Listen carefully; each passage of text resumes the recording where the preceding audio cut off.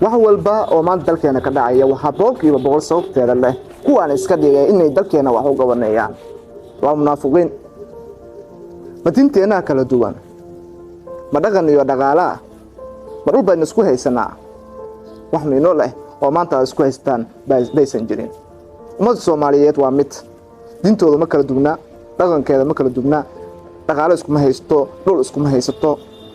laakiin kuwa maalin walba u hagaya dhinaca qabiilka waa idinka laakiin waxaad ogaataan in maalin uu dalkan iman doona haliyay idinka iyo kuwa idin la mid ah baabi'in doona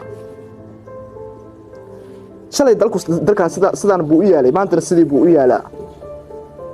madamirkiina waxa uu siinayaa in labada qof ee walaalahaaga ah aad maxaa la yiraahdaa aad bishid ma dawladda intaas ma ku tahay dawladnimada ma waxaad moodaa guriga oo kaliya